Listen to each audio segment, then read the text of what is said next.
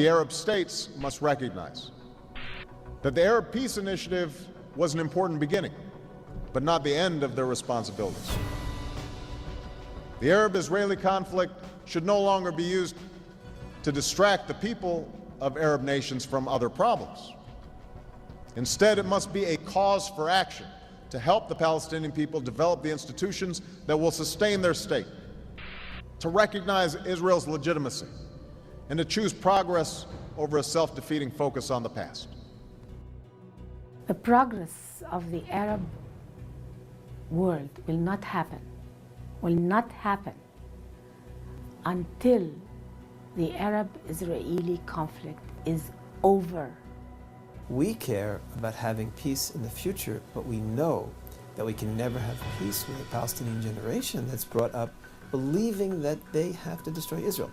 The way Islam is taught today, the way the Arab world media is behaving today, and the way mosques are operating today, it's almost impossible to reach peace between Arabs and Jews. That doesn't mean I don't have hope.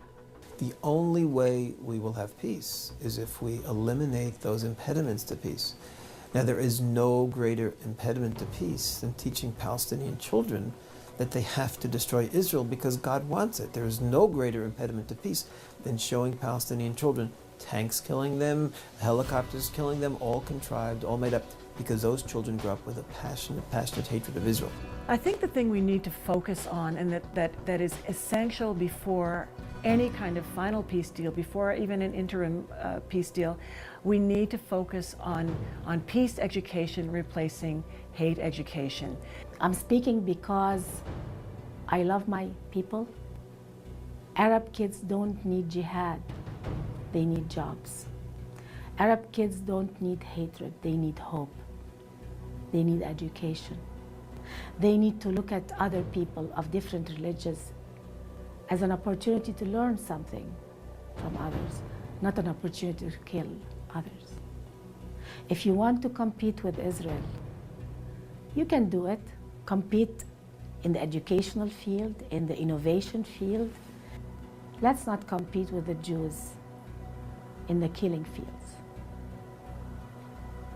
Everyone who's serious about peace understands that unless the Palestinians change the way their people are being taught and brought up, there is no chance for peace in the next generation.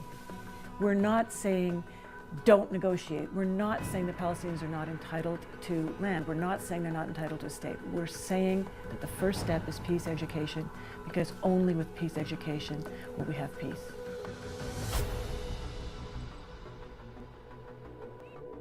If Muslims are really sincere about peace with the Jews, they must make a fatwa by the top leaders of Islam, whether it's in Saudi Arabia, in Egypt, in Iran, in all the Muslim world.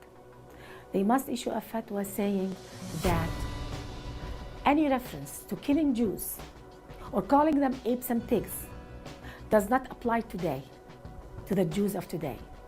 It only applies to the 7th century. If that fatwa is issued, the Arab-Israeli conflict will be solved.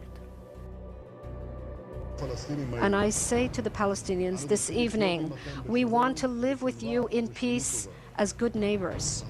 We want our children and your children to never again experience war, that parents, wives, husbands, brothers and sisters will never again know the agony of losing a loved one in battle, that our children will be able to dream of a better future and realize that dream, that together we will invest our energies in plowshares and pruning hooks, not swords and spears.